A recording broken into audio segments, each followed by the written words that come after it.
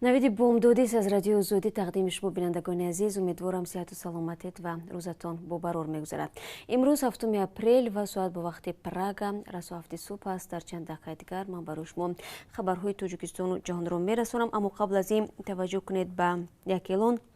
Кумитаи ҳолатҳои фавқулоддаи Тоҷикистон ҳушдор медиҳад, ки аз 7 то 9 апрел дар ҳудуди кишвар ҳаво тағйир ёфта боридани борону жола ва пастшавии ҳарорати ҳаво пешгӯӣ шудааст. Дар баландиҳои зиёда аз 1000 метр бошад борон ба барфи тар мубаддал мешавад. Дар бештари қисмати Тоҷикистон омадани сел, боло рафтани сатҳи оби дарёҳо ва дар роҳҳои кӯҳӣ резиши санг аз эҳтимолдор нест. Аз ин рӯ аз сокинон ва меҳмонон хоста шудааст, ки дар ин рӯзҳо аз эҳтиёт кор бигиранд.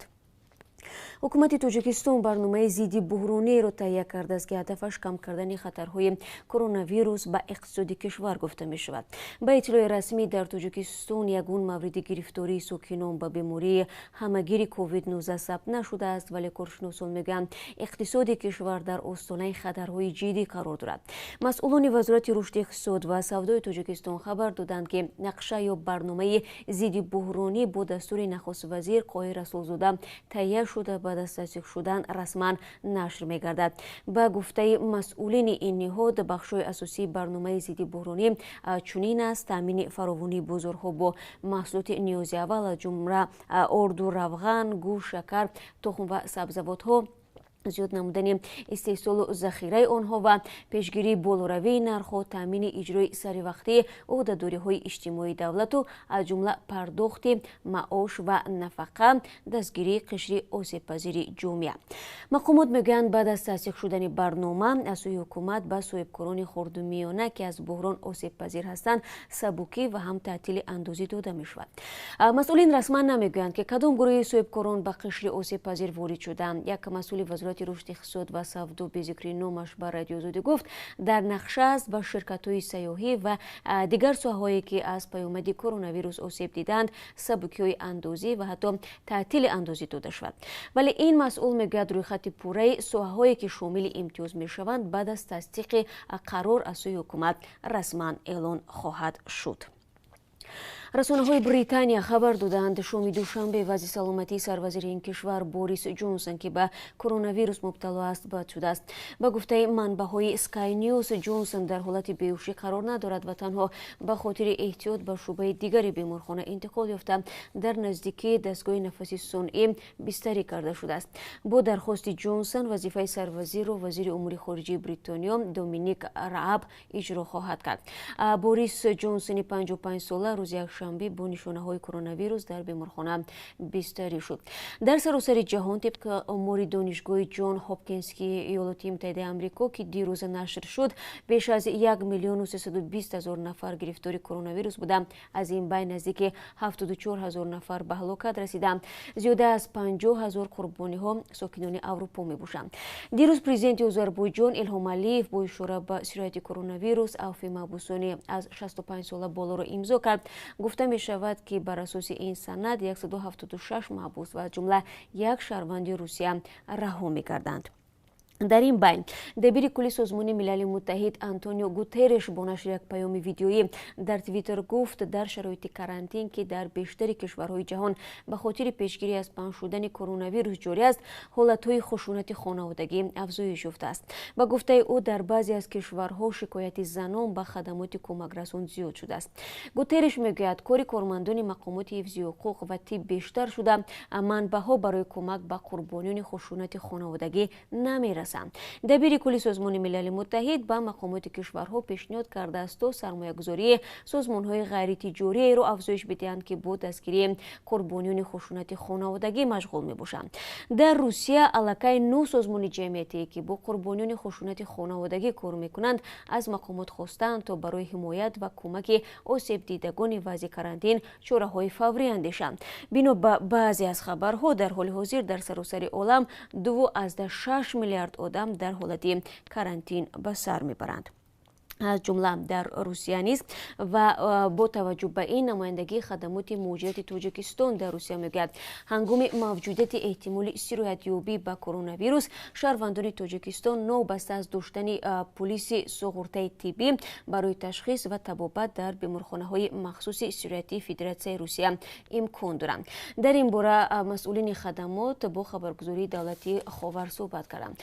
در نمایندگی از مهاجران تاجیک خواسته شده است که در دوره تا 1 می سال جاری یعنی دوره کارانتینی قاعده‌های مقرر شده را اوید به پیشگیری از بیماری مذکور در این کشور قطعاً رعایت نموده به ضرورت از مکان زیستشان بیرون نبرند.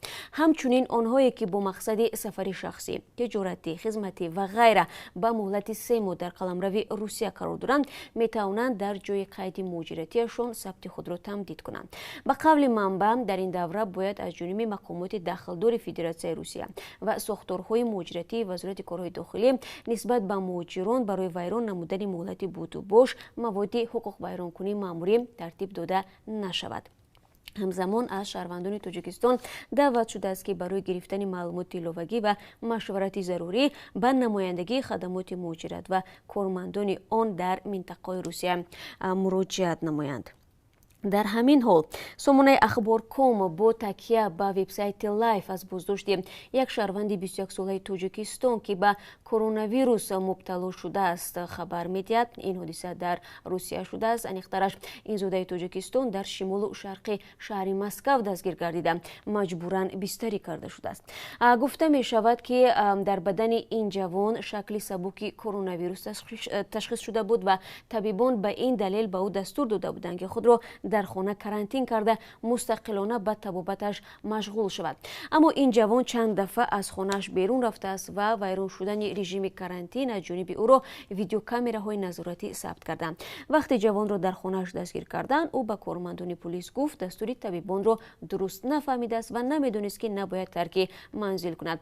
ولی با این وجود به او اکنون برای ویران کردن قاعده‌های کرانتین و زیر خطر گذاشتن حیات و سلامتی دیگران کمش 15,000 روبل روسی جریمه تهدید میکند. ایالات متحده آمریکا دوای طالبان را که واشنگتن به وعده‌اش وفا نکرده است رد نمود. در ماه فوریه سال جاری ایالات متحده آمریکا و طالبان افغان در قطر پیمانی را امضا کرده بودند که راه را برای روند صلح افغانستان باز میکرد. سخنگوی نیروهای آمریکا پالکوونیک سونی لگت در شبکه توییتر نوشت که آمریکا با پیمان صادق است، ادعای خلافکاری اساس ندارد. او از طالبان درخواست نمود که خشونت را کاهش بدهند و اضافه کرد که نظامیان آمریکا در حال حمله بالای نیروهای امنیتی افغانستان از آنها حمایت خواهند کرد. یک روز پیش از این طالبان ایالات متحده آمریکا و نیروهای افغان را به عملیات نظامی و حمله های هوایی در منطقه بیرون از نظام متهم نمود. ساکنان بینای در مرکز شهر خوجند طلب دارند که بانری پیش منزل زیستی آنها را کنده و در جای دیگری نصب کنند. این بانر که عکس بزرگ پرزیدنت است تقریبا وارد شدن روشنایی به بینای 5 منزل زیست در یک بلند آشیانه را میگیرد. این ویزه ترغیباتی را در مرکز خوجند مقامات روزهای جشن نوروزی سال 2019 در بینای استقامتی کنار مرکز جوانان نفسوزی شده برای 2 هفته گذاشتند، ولی بعد آن ظاهراً کندنش را فراموش کردند. مؤلفان نامه بعد 1 سال تلاش میگویند احتمال مقامات محلی هیچگاه به کندن بانری که در آن عکس رهبر دولت است اقدام نخواهند کرد. آنها در نامه خود به مقامات نوشتند آنها نیز رئیس جمهور و سیاست دولت خود را دستگیری میکنند، ولی برای حفظ سلامتی خود و کودکانشان و درآمدن هوای تازه و نور آفتاب به خانه ها از مقامات خواهش دارند بانر را از روی وعده خود از پیش خانه های آنها بگیرند و در بینای مرکز جوانان بچسبانند. نظر مقامات به این مکتوب ساکنان هنوز معلوم نیست. و بینندگان عزیز رسیدیم به تقریبا پایان صحبت امروزه و من حالا برای شما از قطب اسعار خارجی معلومات میدم که امروز از طرف بانک ملی این طور معین شده است. $1 10 سومونی و 21 درم است. 1 یورو کمی بیش از 11 سومونی قیمت دارد. امروز قرب 1000 روبل روسی 132 سومونی و 80 درم تعیین گردیده است که در قیاس با دیروز 1 سومونی و 20 درم زیادتر می باشد. این چند خبر تازه بود که خواستم در این صبح بر وقت به شما بگویم عزیزان و البته در دوام روز ما بازم شما را منتظر هستیم با خبرهای تازه تاجیکستان و جهان. سپاس میگیم از یک و یک شما به اخلاصی که به ما دارید و هر صبح خبرهای تازه را محض از رادیو آزادی منتظر میشوید. ما هر یک شما را احترام قائلیم و همه شما را منتظر خواهیم بود در برنامه‌های بعدی. و اگر شما هر خبر و نظری دارید لطفا در اختیار رادیو آزادی بگذارید. تلفن‌های ما در اختیار شماست و خبرهای بیشتر از این رو همچنین میتونید در وبسایت رادیو آزادی زیر نشانی www.azadi.org بخونید. باقی خدا نگهدارتان و روزی خوب داشته باشید تا ملاقات بعدی.